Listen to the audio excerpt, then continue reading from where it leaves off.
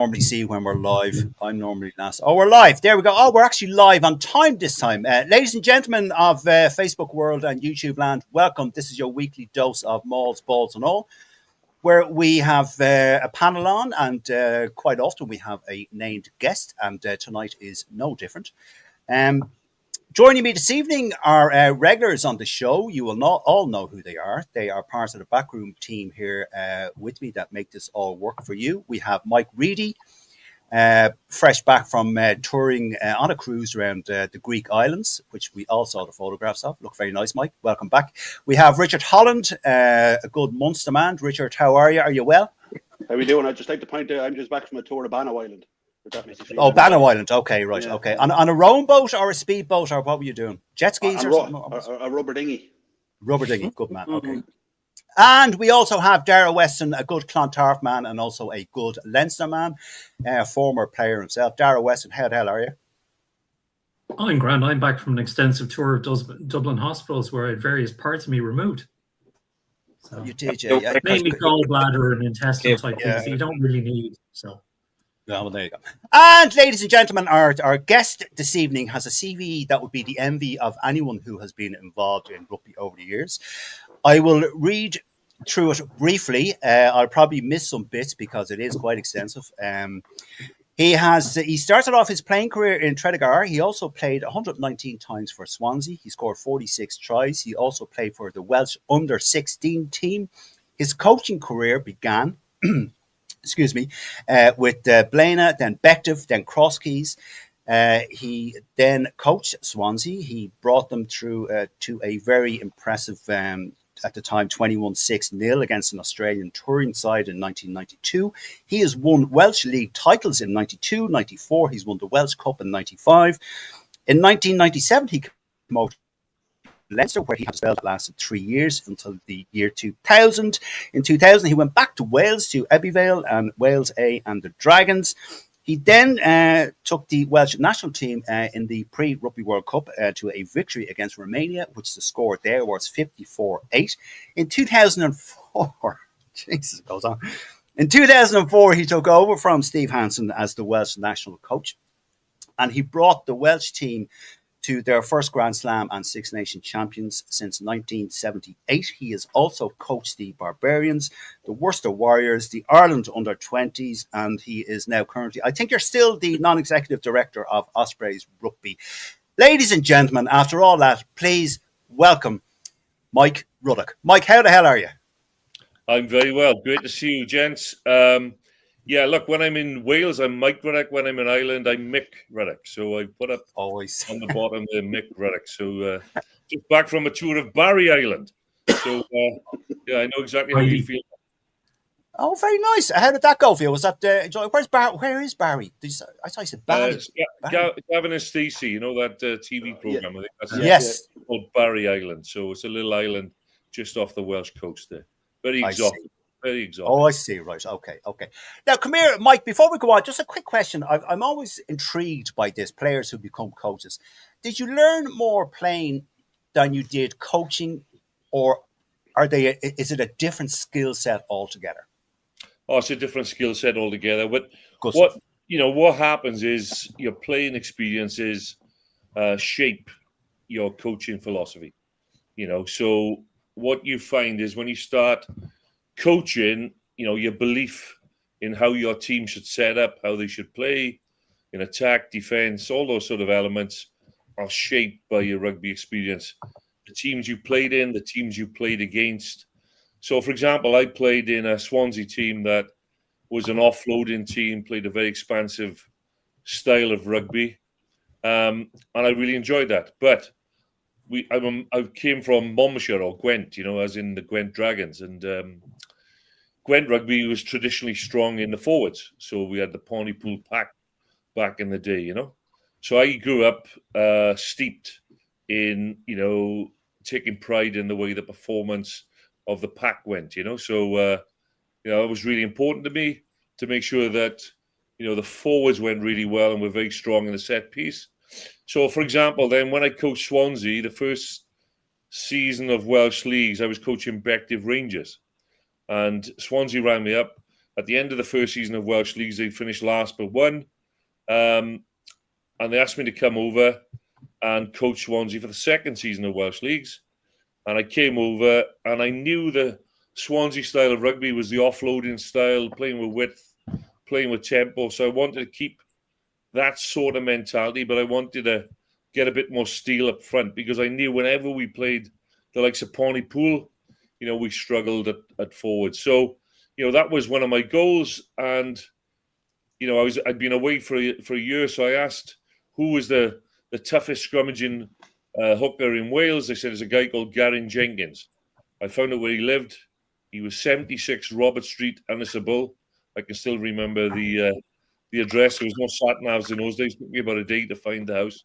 Knocked on his door, convinced him to come and play for Swansea, and he was exactly the sort of guy we needed to get that steel into our pack.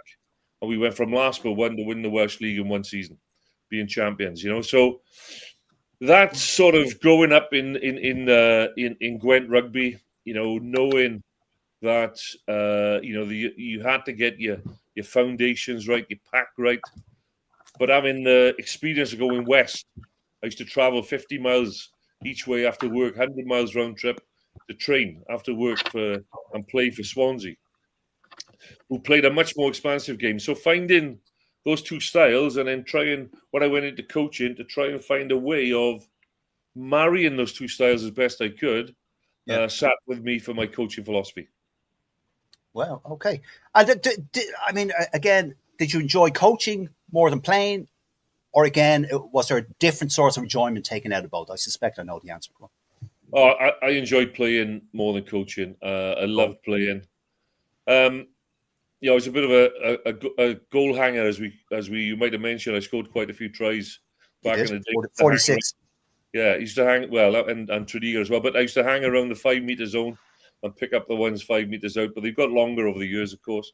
But the point being is, I love that open style of rugby, but I was very, very influenced by some of the early guys I'd seen in my career, my village team, the tough guys up front, the steel workers, the coal miners, who really put pride into making sure the set piece was right, finding that balance. So I'd much rather enjoy playing, but of course I got injured at 26. I had to finish playing. I fractured my skull. You did, in an accident at work where I got knocked off a ladder, and so I couldn't play. Yeah. So what was I going to do? I felt I had rugby still in me, but I couldn't really play, and certainly to the standard I had been playing.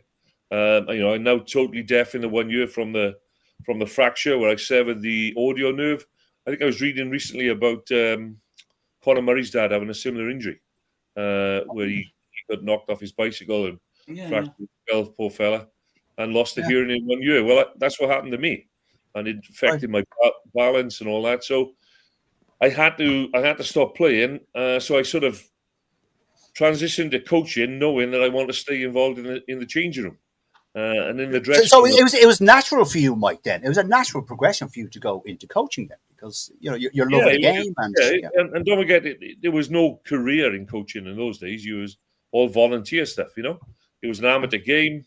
I'm talking about 1985, I think, when I first started coaching at my village team, and the game didn't go professional till. That was 1985. The game didn't go professional till 1995. So, I all the teams initially I coached was just for the love of it, and it's only when the game went professional, I went to Swansea, that it became a proper professional career where you could get, the opportunity to get contracts to be a coach. So all my learnings were, part of those early days of coaching. Yeah. Okay, brilliant. Very good. Very good. Very interesting to hear you speak about that. Okay, so back to the list I sent everyone. Mike, we'll go. Number one topic on the list was the Falcons coach, Mr. Diamond, who was fired after one game. And as I said in the thing, is this a case of Red Bull coming in? I don't know if this is a good sign or whether the firing was warranted or whatever, but it seems from the outside looking in, Mike, that it could be a case of, well, it's our money, so we're going to do what we want. What would you say to that, Mike? Coaching is it is a tough job. You can't please everyone all the time. I certainly found that out in my career, And I'll give you an example again, going back to my first ever job, coaching in Blaina. Again, very lucky. We won the league in my first season. The second season, we win the cup. We runners up in the league, win the cup. I'm thinking I'm the greatest coach in the world. I've had 2 championships, 1 cup, 1 championship in my first 2 years. I knew nothing really about rugby. It was part of my learning curve. But I thought I was the kiddie, walked in the clubhouse afterwards, expecting all the pats on the back. I ordered a pint behind the bar, and the barmaid walked away. She looked at me and walked away. And I said to one of the lads, "Listen, have I upset that lady?" They said, "Yeah." I said, "How was that?" They said, "Well, you dropped her husband for the cup final." So, I went to the local. It worked out okay. It worked out okay because the lads all had to buy my beer. I couldn't get served. And I went to the co-op on the Monday to get groceries, and she was on the till, and she walked away from the till. So I knew it was time to leave and go to another club. Otherwise, I'd starve and dehydrate in that particular town. So, but you realize and you learn very quickly you can't please everyone all the time, right? Steve Diamond is a very experienced coach. He's no mug. He's been around the block. He's had a lot of success, and he's well respected. But it just looks like Red Bull have come in and said, "Look, we want to put our stamp on this. We want to make our statement, sort of sign in around the coach, and do things our way. We're in charge now, and we want to send that message out." So Steve's been unfortunate. As I said, he's a well respected coach. He's been around the block.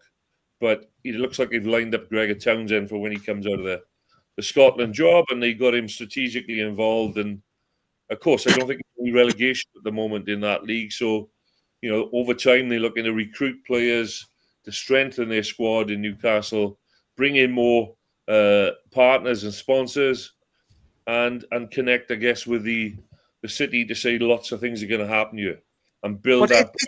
Yeah. Sorry, Mike. I don't mean to interrupt you, but is that a good look though for our game? But that's the way it's going to go. And if you look at the way soccer's gone, very often you get new owners come in, and that's sort of what happens, isn't it? They start to sort of say, "Well, look, we're gonna bring our team in, our coach in. We're gonna change things up, and we're gonna move things the way we want them strategically to unfold." So I think that's just the way it's going, Peter. All right, fair enough. No, fair enough. Fair points, Mike, and thank you for that. I'll give your vocal cords a rest now while I ask other people. Mike Reedy, what I asked Mike Ruddock there, this whole idea of money coming into the game and then they kind of dictate who coaches, who stays, who goes. Is that fair, or is that, as Mike said, that's just the way it's going? I tend to agree with Mike on that. I would agree with Mike. I think it is the way it's going. It's very unfortunate. It's very sudden, to make a decision. It almost seems rash after one game. Why even allow him to have the one game? It seems a decision. But I know they got beat by Saracens, but you could hardly say that it was a total disaster in the season is dependent on it. But it is what it is, lads. He's like Mike said, when the game turned professional, everything changed, and it's changed it even more dramatically now because of if you get a big sponsor like Red Bull coming in, and they will want to put their stamp. They'll want to have their people in place, high profile. They look like if they're going after Gregor Townsend. Not sure it's a wonderful idea myself. But I would agree with Mike. Yeah, I'd agree with Mike. Yeah. But it seemed a very sudden kind of a thing to do, but there might be more underlying stuff that we don't really know about. Exactly. Okay, thanks, Mike. Richard Holland, your thoughts on this? Are anything to add, or would you agree with what was said already? I suppose, regardless of what club you're at the moment, if you're into professional rugby or any sport, it's business at the end of the day. Red Bull come in, they have the money, and they are going to want to put their stamp on it. This is who we want, and this is what we want to do. This is our vision. We've all been in workplaces where new owners come in, and the first spiel you get is, "This is our vision." So I think now it's very, very, very hard on the coach one game, you know, even if it had happened pre-season, you might go, okay, fair enough. But one game, it's just because it's one game, and then of course everyone kind of goes, well, Jesus, what did he do wrong? You know, there is a little element of that too. You would imagine, Richard, it was long a bit in the planning before it wasn't just the one game. I'd say it was a bit in the planning. No, it wasn't like he walked up and decked someone and just, you know, there was nothing like that. But look, it's unfortunate for him, but again, rugby is a business now. That's the way it is. Yeah, true. Okay, Dara Weston, your thoughts? Anything new to add to this, or would you agree with what's been said? Well, there's two things. One, when you were saying about, look, it's part and parcel of rugby, you know, and the game's going to change, or part and parcel of money coming into the game. But we've already seen, we've kind of been insulated in the UK and Ireland from this. But in France, this has been commonplace, where you have billionaires and they buy a team, and then they decide, you know what? No, I don't like that coach. Getting rid of him. The other thing I'd say is because Red Bull effectively bought the club and own the club now. Red Bull, I was listening to a podcast on Spotify where our own, obviously, show is also available and everybody should subscribe to. And one of the things they were pointing out is that Red Bull are the masters of guerrilla marketing. Now, sacking your coach after one game gets you on the front page of every rugby column, you know, every rugby article, every rugby section of every paper or website or whatever. Now, you would hope that obviously he's getting a payout from it and all that, but like it's gotten them a massive amount of publicity. So you'd wonder, you know, I feel sorry for Steve Diamond, but you'd wonder also was there ulterior motives with Red Bull to get a bit of extra kind of, you know, newspaper headlines for the club and the new branded Red Bull Newcastle or Newcastle Red Bull, whichever it is. I don't know what they're calling themselves now these days. Okay, all right. Thank you, Dara. Thank you, gentlemen.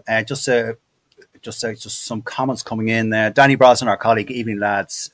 Gregor Galway, evening. All good to see Mike back from his grand tour. All right, there you go. Okay.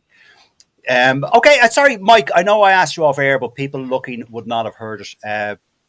Tell us, you did or you didn't. Just remind people watching about your son Reese, who we all know in this neck of the woods. Reese got married recently. Did you play your rock and roll band at the gig? No, I mentioned you earlier, Peter, that Reese banned me from playing officially.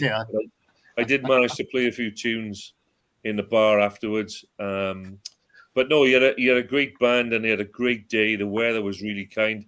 In fact, they got married outside, himself and Quiva, who's a beautiful lady as well. You know, they got married on the outside of the building. The weather was great, and it was just a fantastic day. And Reese is retired, of course, from rugby now, but he's coaching. He's coaching at my old club Lansdowne. I think you forgot to mention my club Lansdowne, Peter, at the end. I probably did, Mike, because there was so much to it. I got to mention also, I was lucky enough to win 3 All-Ireland leagues with Lansdowne, so we got to give them a mention. Love that club. I love that club as well. And Reese is helping the coach at Lansdowne as part of the coaching team there now, and earning his stripes and, you know, learning his the ropes in coaching there, which is a fantastic move for him. And then Kieran, my other lad, of course, is one of the fitness coaches, conditioning coaches for the Ireland rugby team, former Ireland under-20 captain as well. So Kieran is helping out there. He's done 2 World Cups, and he was out in New Zealand, for example, as one of the conditioning coaches when they beat New Zealand, all that sort of stuff. So he's done very well. And my daughter Katie, I think I mentioned to you before, is a former Ireland under-20 netball international as well. So very proud of my 3 kids. Good, and very, very proud of him. Absolutely, yes. And if Reese is coaching, takes after his dad, he'll be a sub-coach and he'll have some career ahead of him. I'll tell you that. Okay. Before we move on. On his way, Peter. Thank you. The what? £10 note is on his way. Thank you very much. All right. Matt Boland, evening lads, what a legend is Mike. Incredible talent in the genes. Reese, a long career in Leinster and Ireland. Also brother Kieran, who like Reese played for UCD. There you go. But then went on to be S&C coach for Ireland. Thanks, Matt. Yes. Let me see. Peter Martin, good evening, gents. Do Red Bull not realise it's rugby, not football, where they will get a top coach at short notice? Townsend's position is a bit of a joke in the Scottish sense. He's not 100%. Mike, I don't know. Would you agree with what Peter just said there? Do you want me to put the comment back up? Can you, or do you remember it? For me, Peter, yeah. Yeah, Mike, yeah. I mean, the big thing in all this, we all forget, and certainly if I was involved, as a director or an advisor in a rugby club, before you sack the coach, is how will this land with the players and staff? Because, whilst you might get attraction, you mentioned, guys, about the social media and the branding and all that. Yeah, I absolutely agree with that. There's going to be a lot more clickbait around that. But, if you create a situation where the culture of the club and the heart of the club, the players and staff, is badly affected through that move, then your vision, Rich, as you talked about, I agree, can be damaged straight away, So you've got to hope that Red Bull have done their homework, really, I guess, and, made sure that, any strategic move they made around coaching appointments, it won't unduly unsettle the culture, because otherwise it'll knock them back quite a bit, Yes. And talking about social media, Mike, but remember the rumor that went around, and you were blamed for it, or rightly or wrongly, I don't know, or whether you were taking the piss, I have no idea, that Reece was going to play for Wales. Remember that? Yeah. Was that you whacking the bollocks there, Mike? It was me. And I just wanted to mention, I just thought Reece still had rugby left in him, and I thought I'd float one out there, and I did that. I floated it out there. And, I was within my rights to do it because he would have been qualified to play for Wales, But so I rang him up once it all sort of broke on social media, and I said, Reece, just to let you know, there's some stuff going out on social media about you potentially being available to play for Wales. And there was a pause. He said, I know. I've seen it. I said, well, I just wanted to let you know that I floated that out there. He said, who are you? He said, who are you to determine who I play for and who I represent? That's not your job, and he's dressed me down, and I had a right booting off him, and I deserved it. So to all the pushy parents out there, that's a lesson, right? Back off, let your kids do what they want to do. Right, okay. All right, okay. Now, as I mentioned beforehand, this new thing that World Rugby came out with, Mike, I want to come to you first because you are probably the most qualified on the panel here to answer all of these. We won't go through all of them. The number one was guaranteed time off. Every player will have at least 5 straight weeks away from rugby each year, free from team duties. I thought a lot of them had that anyway during the summer break. No? Yeah, I think most do. And they probably just make it, again, these are just recommendations, Peter, aren't they? So, it's just reinforcing what I think is good practice. Now, bear in mind, they might be given 5 weeks off, but they're all given targets and maintenance programs to go away with. So back in the old days, of course, the players would have 5 weeks off and they'd come back in and then they'd get measured. They'd have to have body fat measurements, and the boys who had been enjoying themselves too much would have to do extra work. Now, they are all monitored. They come back in if they hit their targets, and they might even get even more time off, or their program will be tweaked slightly. So, and these guys are so competitive and so professional now. The last thing I want to do is undo all the work they've done. With just 5 weeks hitting the beach. So I think it's just a really good recommendation.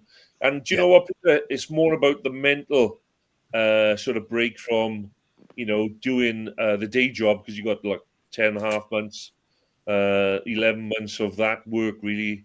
So it's getting away from it. But you can still do your work in the gym. You can still do your work running, but you can do it on your own. Yeah, true. That's a great point, Mike. Yes, absolutely. And just one more before we move on, and we might bring the others in during the conversation, the other points in during the conversation if we have time. no player, Mike, will take part in no more than 30 matches a season with a compulsory 1 week break after 6 consecutive games. I think a bit more clarity is required on that particular point, Mike. Would you agree, or what would you say? I think player welfare now, you see, Peter, is so important, and you want longevity, and it's one of the reasons why I think the Irish model has been so successful. The players have been managed very well, and if you look at the amount of collisions, the size of these guys, you play 6 games on the trot. If you do that, and that's very rare these days, I think, to get 6 runs under your belt, certainly for 80 minutes, then you're probably deserving, and your body is crying out for a week off without collisions, and and your soft tissue injuries have got time to heal up, etc., etc., etc., and you get more out of that player further down the track. Again, 100 years ago when I was playing, we used to play Saturday, Wednesday, Saturday, and then now and again you get a representative game come up. I remember someone sent me a program a couple of months ago, where I was named to play for the Crauchetes Welsh team, which was a bit like a Welsh Barbarians, and I was very surprised when I saw the program when it was on a Monday night. So, and I thought, why are we playing on a Monday night? And it hit me. Of course, in those days we used to play Saturday, Wednesday, Saturday. So the only time you could fit a rep match in would be, say, on a Monday night. Yeah. Guys still had to go to work. So, those are the lessons. The game is much faster. The guys are much more powerful. They're much bigger. You can't go around, knocking lumps out of yourself week in, week out, and still expect to be fresh at the business end of the season. So I think it's all good practice, player welfare, really important. But as you say, Mike, it's only a recommendation at this stage, and who is not going, unless it's an edict from World Rugby. At the moment, as you say, they're recommendations, but who's not going to abide. If it's just a recommendation on the 30-game thing, is the French. 100%. Not a chance. Well, they will for the French players, but they won't for the likes of Kinghorn and the Galacticos who are brought into the teams, because they're expendable. But the French Rugby Union will tell them to go off and give Dupont a rest and stuff like that, and they'll do that. But yeah, Mike, would you agree with what Dara said there? That just in general, the French will just object to this, and they'll throw the toys will be thrown out of the pram, Mike. And they go, "We're not doing this." No. Well, no. Look, they've had they would have had a reputation, of course, for that sort of stuff. But don't forget now, again, like all professional teams, they'll have well qualified conditioners. Like Kieran, my eldest boy's got a master's in health and performance science, for example, right? So they'll have fitness guys like that. They'll measure all the contacts and collisions. You can get gum shields now that'll tell you all the forces involved in each collision, the amount of yards people are running, the GPS systems, the high meter running sort of amounts that these guys do. So they'll get all that information coming in, in France, as they will in England, in Wales and Ireland. So, and a good coach will manage his players, So I agree. I think there's always been the accusations that the French are a little bit different around some of these policies, but I think you'll find now that pretty much everyone has moved into a space where if you're paying big money for a guy, you got to make sure that he's going to give you a return on a Saturday. And if all his stats are going down because of overtraining, too many collisions, etc., then the physio, the conditioner, the specialist coaches will be feeding that back to the head coach. And, and then the counter argument with France is they got more money, bigger pool of players, and more depth. So they've probably got another 2 guys who can do that job. I mean, the real problem, if you can call it a problem, would come to a squad that hasn't got, that many layers of quality, perhaps, and would be a bit thinner on the ground. And the coach is trying to squeeze a bit more out of a couple of top end guys, and pushing them to that extra limit, But the French squads are stacked with talent, So No, they are stacked with talent as opposed to Munster, but sure, that's another argument. Had to get it in there somewhere. The Leinster problem, Peter, is that I assume this is only going to apply for clubs. So I mean, obviously, then when you factor in international games as well. So if you can't play any more than 6, so you have the autumn internationals, you have the Six Nations. So that's going to mean that most of the Leinster squad are missing for more time because they're on international duty. Whereas Munster will only be missing 1 or 2 lads. Yeah, because most of the Leinster players are the spine of the Irish team, But sure, when you have the best players, sure you have to put them on. Anyway, just on that, like if you were talking about a Lions year or a World Cup year, it's effectively a 12-month calendar for no matter the player, no matter where they're playing. Yeah. So it is looking out. It is on the face of it to do with player welfare, and I think personally it's a good thing. I know, but as Dara said, and Mike alluded to, there's more clarification is needed on this. Definitely. Is it just for club games? Does it include international? Like how? There's no clarity. Go on, Mike. I would say it obviously has to include all games, regardless of who you're playing for. You can only play the allocated number of games for either club or international. It can't just be because if somebody isn't playing international, then does that mean they can play extra games? I don't know. I mean, it would have to be.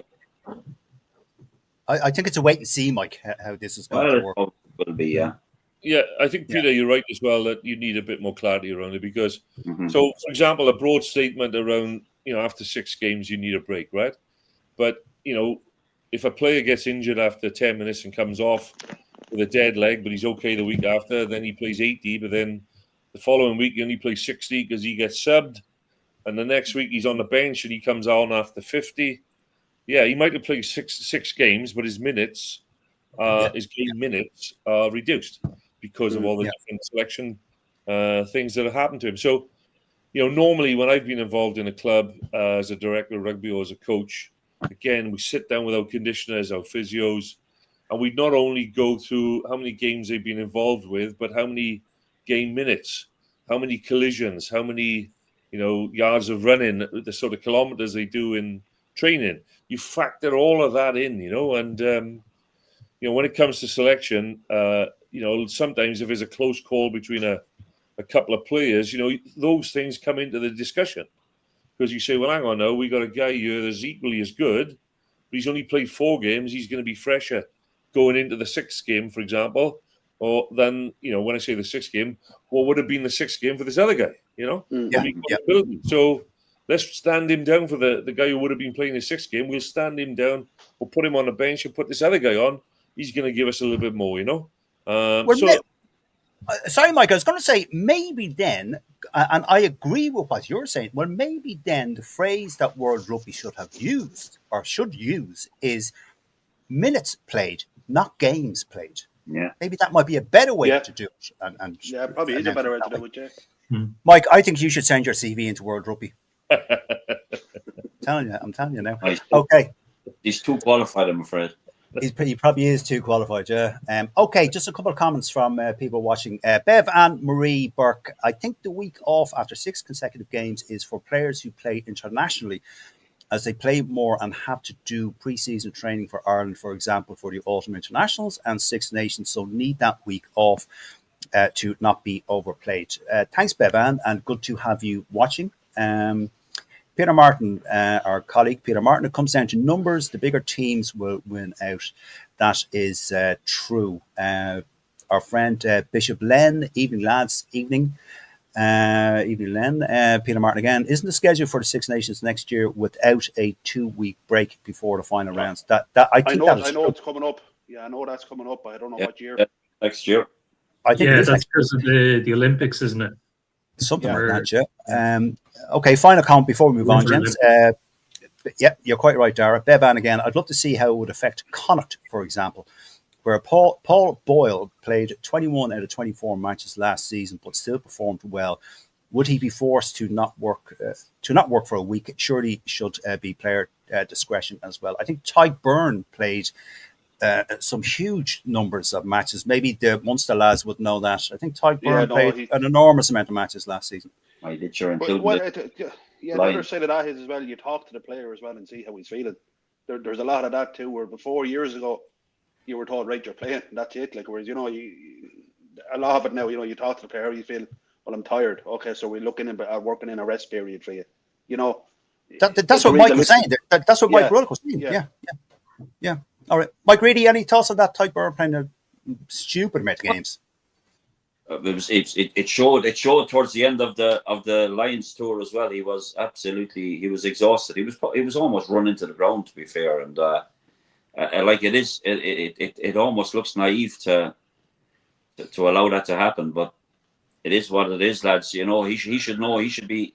It's very difficult for a player to say, even especially going on the Lions tour, to say, "Oh, I'm too tired. I'm not going to play." Who's going to do that? I mean, you get that job. No one. Well, Gary Ringrose. Sorry, Gang Ringrose. That was different. That wasn't fitness. Yeah. But that was safety, player safety. Yes, absolutely.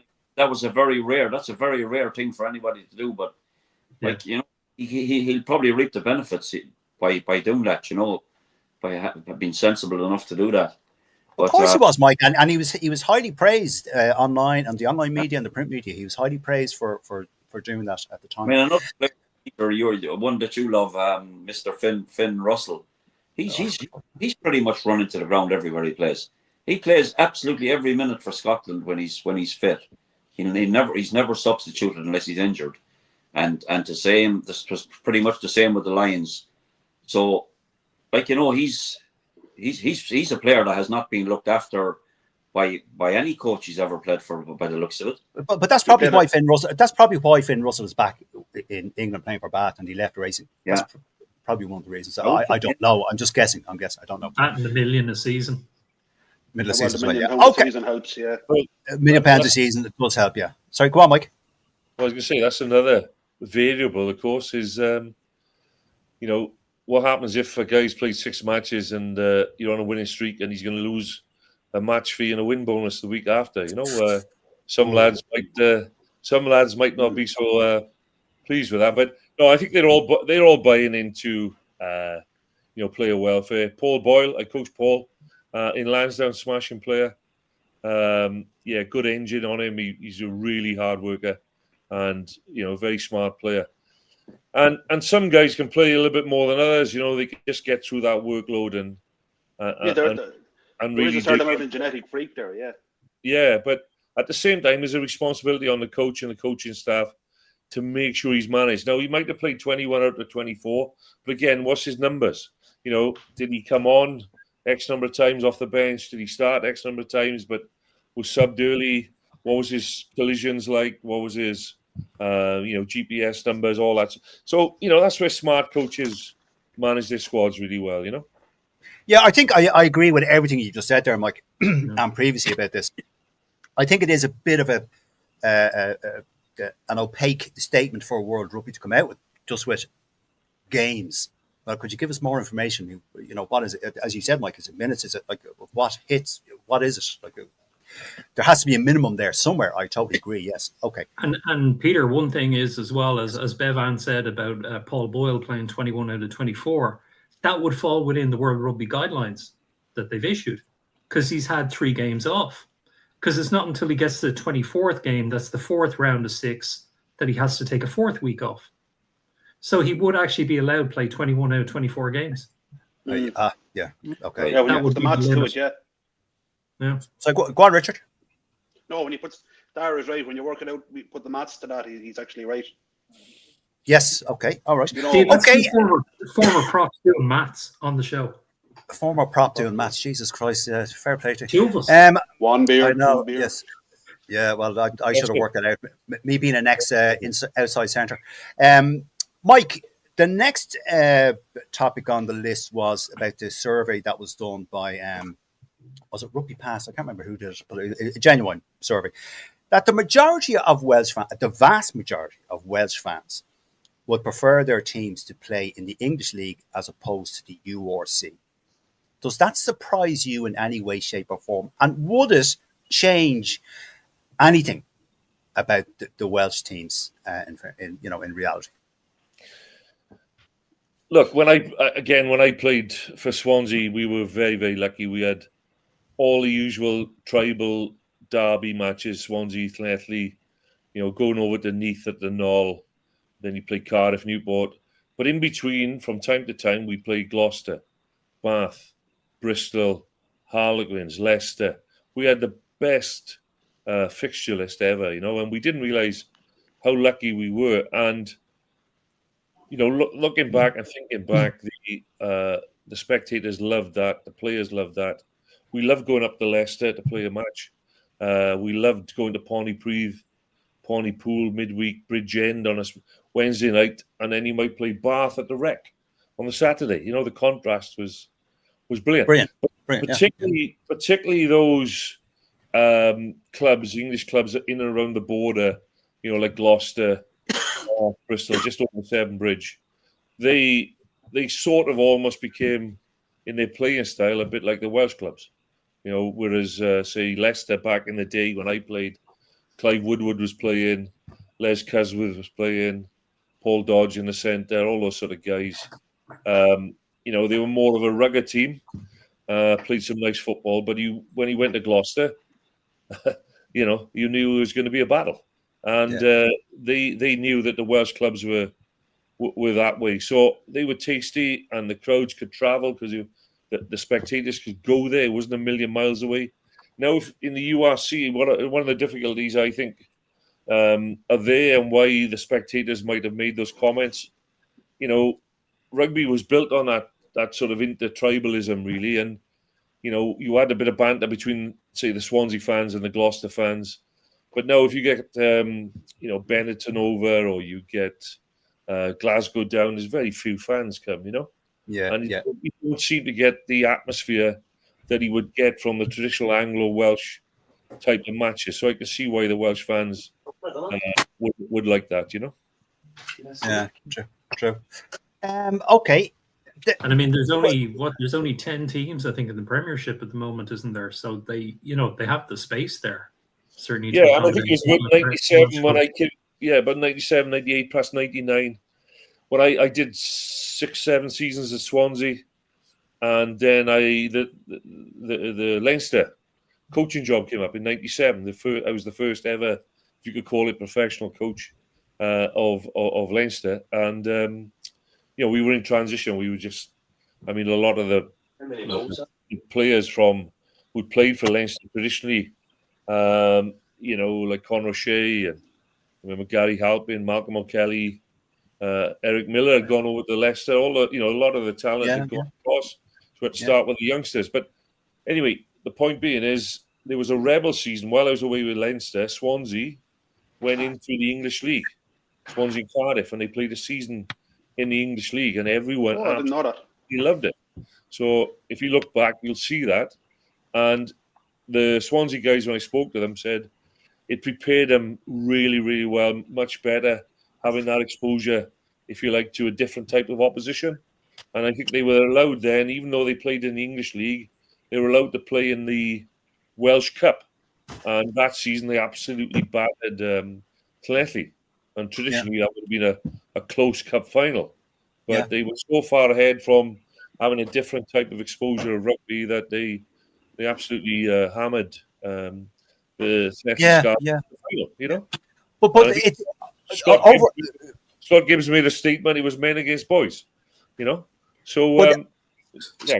What I was trying to ask you, Mike, was so overall, would you be in favour of the Welsh teams? It sounds like you are, or you would be, to leave the URC and go play in the English Premiership. Or I'm not saying that. I think perhaps if you really pushed me, I'd be perhaps a big fan of a British and Irish league, So you'd have now that's another show altogether. The old Celtic league. Celtic league. That type of competition going on now. That would be tasty, Okay, all right. That would be tasty. It would. I agree. Okay, one of our good members who comments a lot, and he's Mr. Factual, as you can see here. Neil McKeown, how are you, Neil? According to All.Rugby website, Byrne played 30 games last season, including the Lions tour. Of course, I think we neglected to mention the Lions tour. Okay, Mike Reedy, the Welsh team's leaving the URC and joining the English League, as the majority of the Welsh fans asked would agree with that. Well, for like Mike said, travel reasons alone, it's going to be a lot easier for them to travel to somewhere like Gloucester or Bristol or Bath or something than to travel to South Africa to play, or travel to Rome to play, or travel to Benetton. You know, it's going to be a more attractive proposition, and there probably would more fans come from an English club, especially one of the closer ones, than possibly any outside of. I mean, I know that quite a lot of fans travel from Ireland to games, and they're probably some of the best supporters. Even to South Africa, you see the South African games, there's a lot of Irish supporters there, whereas the other, like Mike said, you know, Glasgow don't take a massive following to away matches. So, but you can say the same about the South African teams, Mike. This is another problem with the South African teams. Even their home games are not well attended. No, they're not. No, they pick and choose the games they want to go and see. I mean, they all, but I mean, we've all seen the crowds at the URC games, and they're fairly sparse. But you do have to remember. Sorry to interrupt. That they're playing in stadiums seating 60,000 to 80,000 people. That were. I know, but it only costs you about. It only costs you about. I mean, 50, you know, it's like 5 times the size of the RDS. It only costs you about 50p to get into one of those games. Oh yeah, you know? yeah. You know, so. But as would it benefit Welsh rugby? I don't know because maybe Welsh rugby is in a transition period at the moment. Yeah, we're coming on to that, Mike. We're coming on to that. But would you agree, Michael, what Mike Ruddock said? And I do agree with what Mike Ruddock said. A British and Irish league would be, I think, the best solution.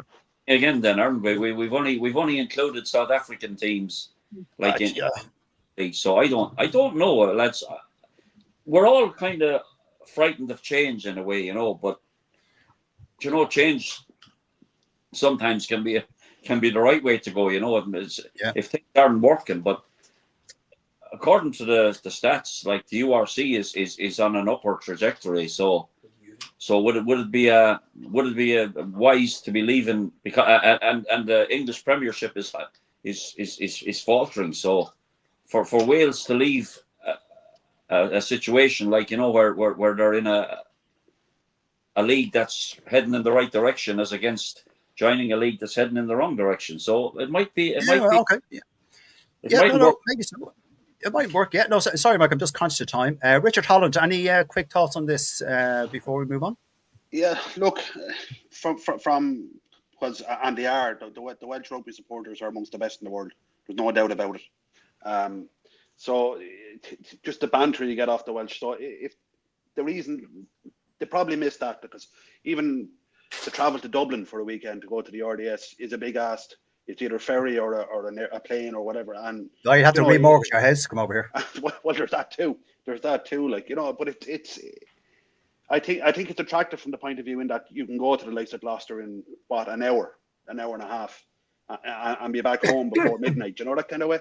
So there's a lot of that in it too. So look, I think Welsh rugby needs to do what's best for Welsh rugby ultimately, and if they need to listen to the fans, and maybe it's something they do need to look at. I'll be honest with you, just from a fan point of view anyway, because for whatever reason, maybe Mike will disagree with me, but the Welsh rugby fan have never really bought into the regions.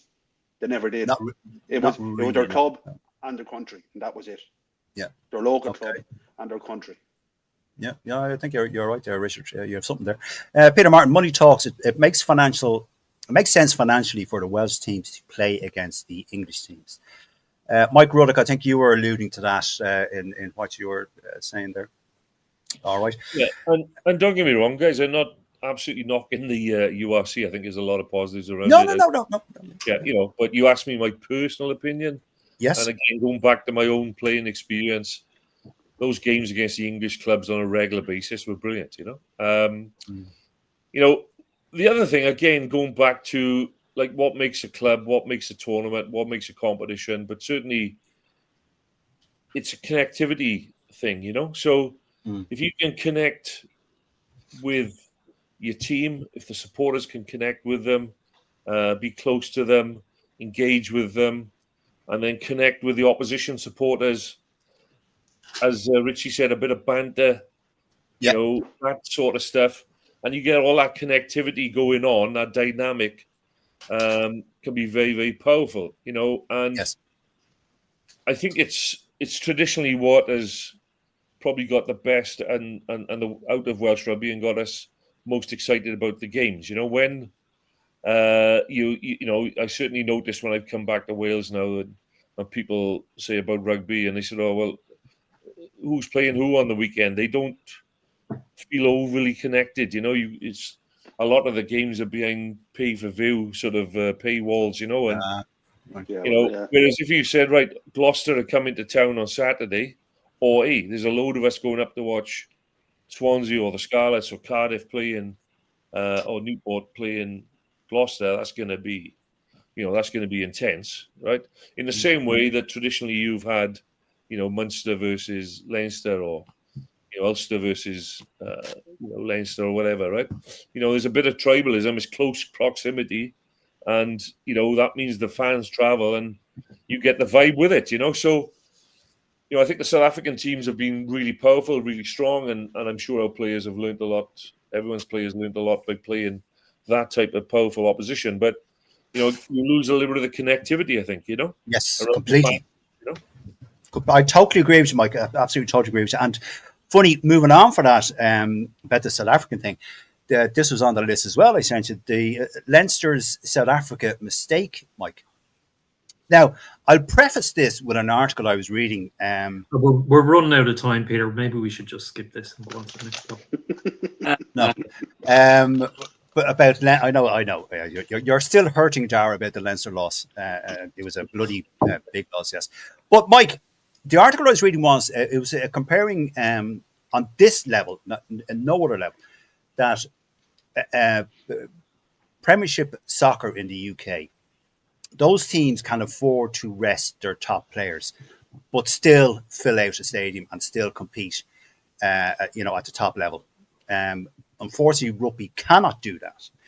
And one of your colleagues in the game, Mark McCall, he has, I'm just reading here, obviously the Saracens coach, he bemoaned both the lack of the Lions tourists, but more significantly has pointed to the mandatory 10-week rest period for internationals as problematic. Mike, Ruddock, your thoughts on all this, resting the key players, the money players that put bums on seats. And when they see a team sheet, they're going, that's a Leinster B team, that's a Munster B team, couldn't be arsed doing that. And we saw it against Leinster within South Africa with very much a second team. Is there there's no proper solution to that though, Mike, is there? You give me all the easy questions like Peter, aren't you? Fair play to you. I've got to ask someone, Mike. I have to ask someone. Well, listen, all I'd say to you is that, Leinster have been there or thereabouts, haven't they, in the URC? They were champions last year, weren't they? Yep. And they still took teams that didn't have all of the star players in to South Africa last year and the year before. I remember Reece going out there a few times, and he was like captain, and he had a lot of youngsters there, and that was part of his role, was to try and bring some of the youngsters on, and work with them. And the benefits of that are further down the track for Leinster, and it's no one's complained about that too much in the past because they've gone on to be in the playoffs or win the URC. So I don't think anyone should panic about that. As you said, there's another complexity around this particular start of the season in that the Lions have got to have that break, and they deserve that break. And you've just got to you've planned for that as a coach.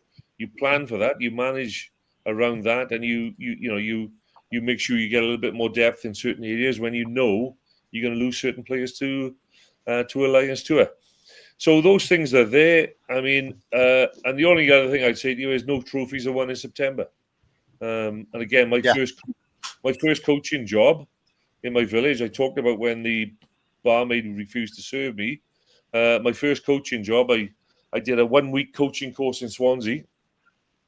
After my accident, thought I was a great coach, came back and lost the first 4 games on the trot, and we were bottom of the league at the end of September, and the committee were going to sack me. And I thought this is a great start to my coaching career. Joe Smith, the same thing happened at Leinster, I think, when he got the job first, didn't it? Yeah.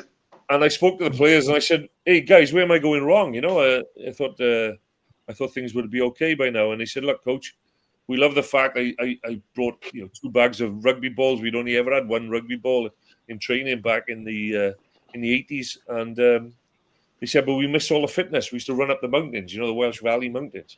So we don't feel we're as fit as we were. We're obviously more skillful." So I said, "Okay, I'll tweak the program and put a bit more fitness in there."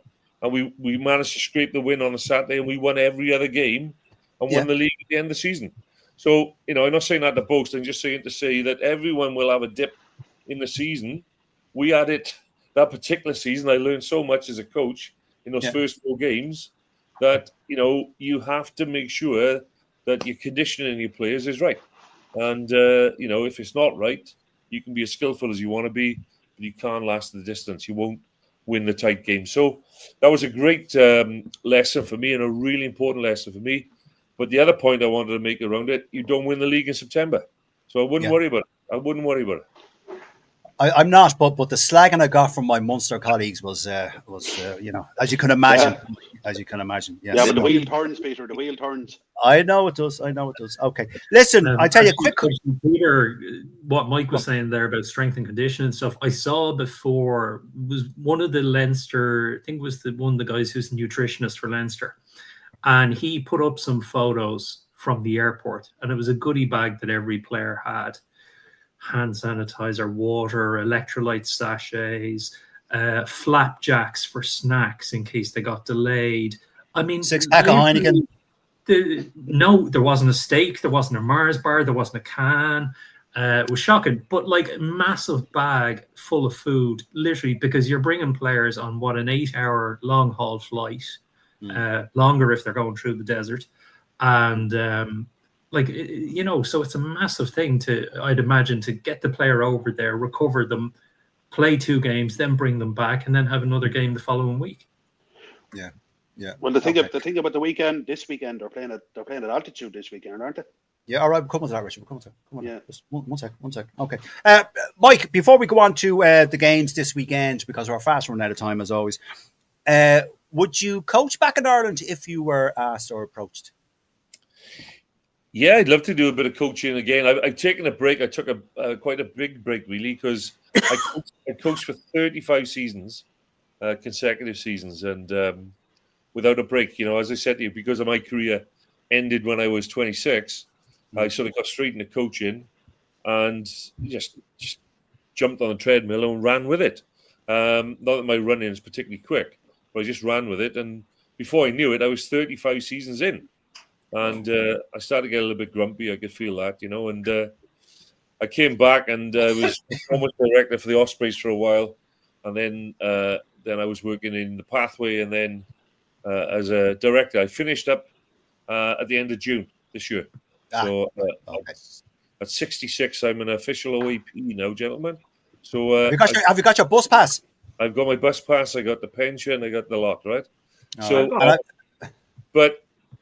I haven't missed coaching over the last 5 years. I did a little bit with the Classic Lions in Bermuda, which the sun was on my back, and I thought, this is fantastic.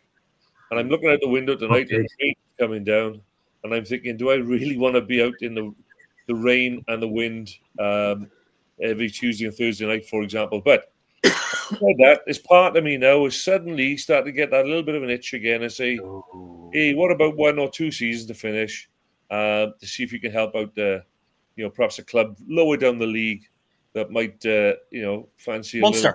Try Munster. So, no, I certainly wouldn't be looking to go back into pro rugby. That's more than a job these days. My favourite guys, they work. Hey, listen, they work so hard, Yeah. I was just thinking, Mike, it's lucky that your barmaid wasn't the local off-licence manager either. Jeez, you'd never get a drink into you. That was her niece, so that was a problem as well. I couldn't get served there either. No, I see. Well, okay. I was teetotal for 2 years, Peter. All right. Good man. Fair play to you. Okay, gentlemen, as we always do on these shows, we do win, lose, or draw for the games that are coming up. We fly through them because we've got 15 seconds left. Well, we've probably got about a minute or two left, but we fly through them. Mike Ruddock, I'll leave you have the last word on this, so I go round and I'll leave you till last. Mike Reedy, okay. Edinburgh are entertaining Ulster. Ulster travelling. Edinburgh lost to Zebra. I'm going to go with Ulster. Okay, good man. Australia, the final round of the Rugby Championship. Australia at home to New Zealand. I can't see anything. Only a New Zealand win. Okay. Connacht are entertaining Scarlets out in the West.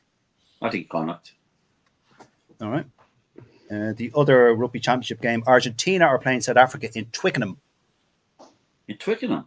Yes. Jeez, I would love to see Argentina turn them over. But realistically? No, I can't. Do you know what? I'm going to go with Argentina. Let's do it. Let's go. Oh, Jesus. All right, okay. Right, Bulls, Leinster continue their South African odyssey. Bulls are entertaining Leinster. Pretoria. Oops. Yeah.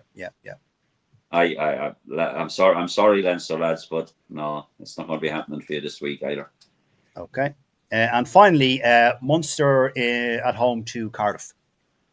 I think Munster will do that, yeah. Okay, Richard Holland, to you, Edinburgh versus Ulster. I think Edinburgh are just about going to shade that, but it'll be a close one. Okay, Australia versus New Zealand. New Zealand, but I do expect some sort of a fight from Australia. That they seem to have found a little bit of spark. I think Australia will beat them. I wouldn't be surprised, but if it did happen, yeah. But I will go for New Zealand. Okay, Argentina are entertaining South Africa. Don't forget it's in Twickenham, as I mentioned to Mike. South Africa will win it, but I would love to see Argentina do it. But South Africa will win that one. Seems to be the general answer. South Africa will win it, but I'd love to see Argentina win it. Okay, Bulls versus Leinster, Richard. Altitude is going to be a big factor there, I think. I can't see Leinster winning that. I'll be honest with you. I hope it. I hope and do expect a better performance than last weekend. However, jeez, don't we all? A try would do me. Yeah. And finally, Richard, Munster, your team entertaining Cardiff. No, we should win that handy. That could be a bonus point. Ooh, okay. Dara Weston, to you. Edinburgh versus Ulster. Ulster. Okay. Australia versus New Zealand. I'll go for Joe in Australia. Upset. Yeah, so would I. I agree with you. Connacht are entertaining Scarlets. There's Storm Amy is due to hit the West over the weekend, so I'd say it'd be wild and windy in Connacht, so probably Connacht. Okay. Argentina versus South Africa. I'd say South Africa will win it, but I think Argentina will go ahead maybe in the first half. They might give them a bit of a shock in the first half. Okay.